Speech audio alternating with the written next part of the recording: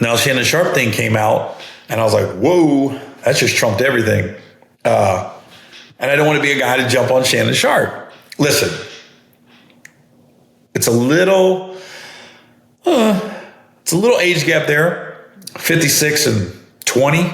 When they met, he was 54 and she was 19 or 20. It's just like, you could tell on the phone call she's young when she was talking to Shannon Sharpe. I was like, how old is this chick? I do think it's a shakedown. I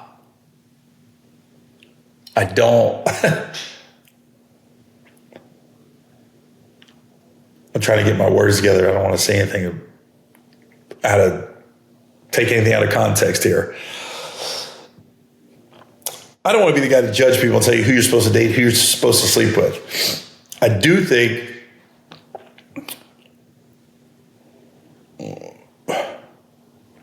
I say just be very careful.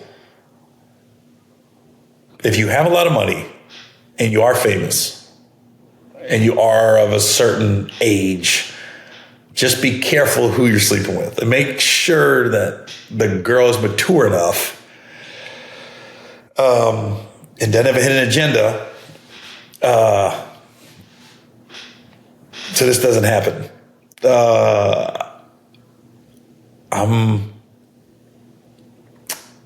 Let me see.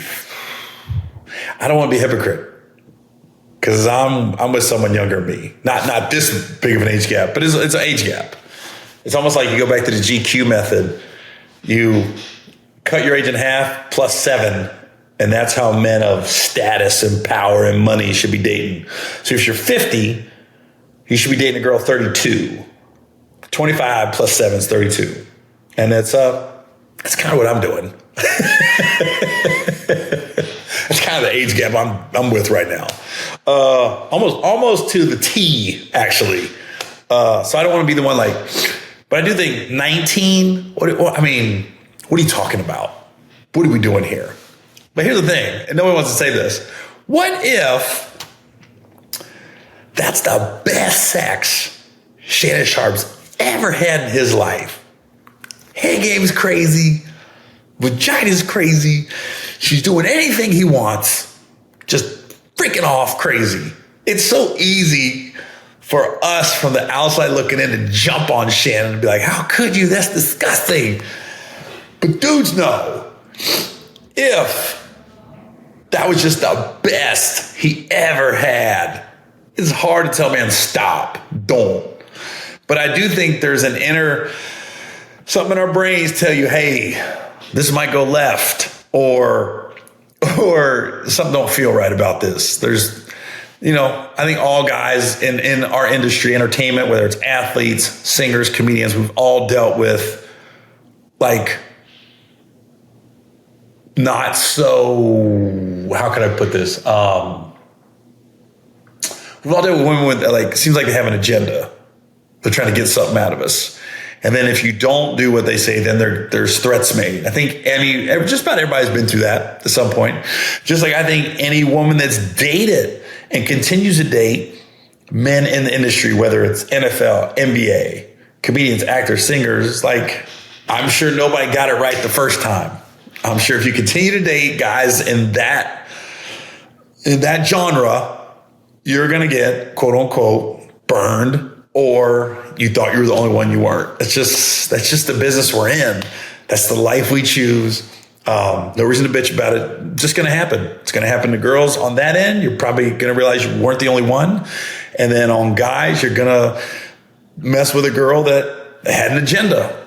You just hope it doesn't get this bad. You hope it's in the beginning. I don't know if I shared this story before, but when I first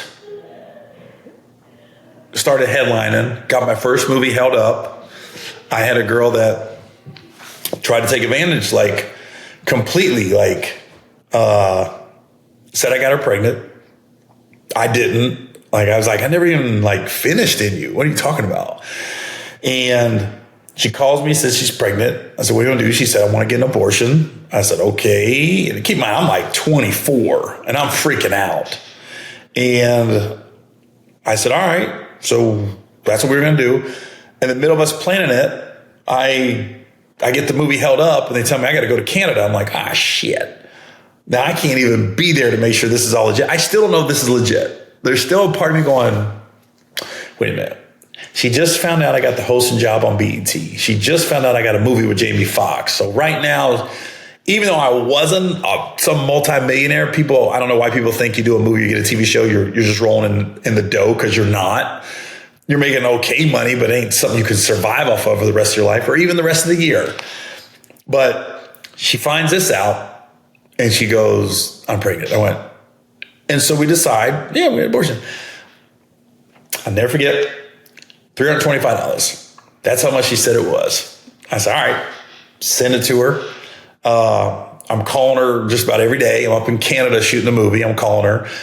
She put on the voice. Yeah, everything's good. I got it taken care of. I think at one point she called me like right after. She was still like acting like she was coming out of anesthesia. Like the girl was acting.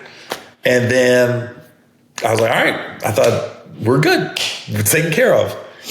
Then she kept calling and calling.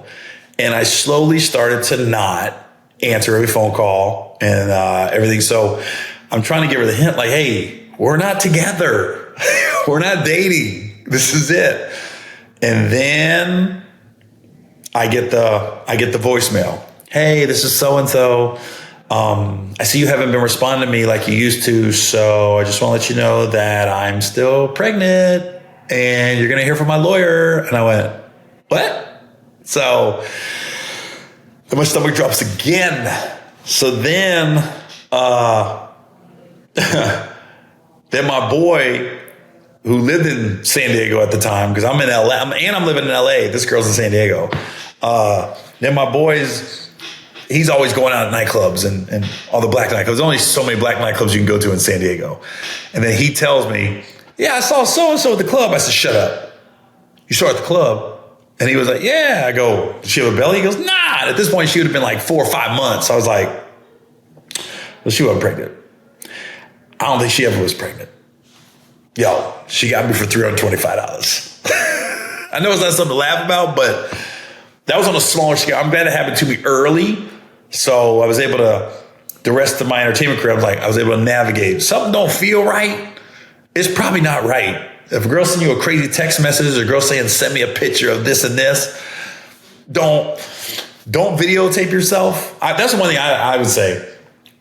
Fellas, don't videotape yourself having sex. Don't. That stuff can get released. Your phone can get stolen. It can get out there. Just don't. Just put it in the spank bank, the memory bank up here.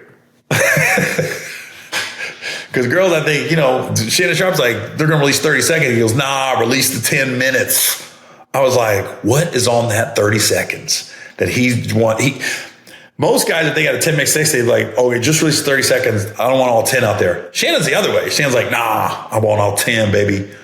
What is on that 30 seconds? It's got to be I'm talking throwing her around, talking reckless. It's like, what in the road runner Wile E. Coyote is going on in that 30 seconds that he wants the whole 10 minutes released? I'm like, I tell you what,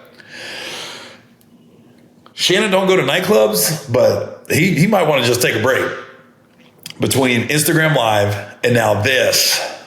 I just want to chill for a little bit. Leave the country. Go somewhere else.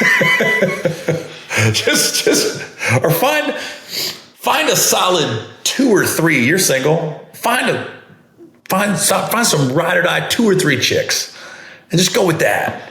Don't worry about the strays. Just stick to a solid 2 or 3 that could call you and you can call them and you can laugh about it and you both know what it is. And that's probably got to be over 30.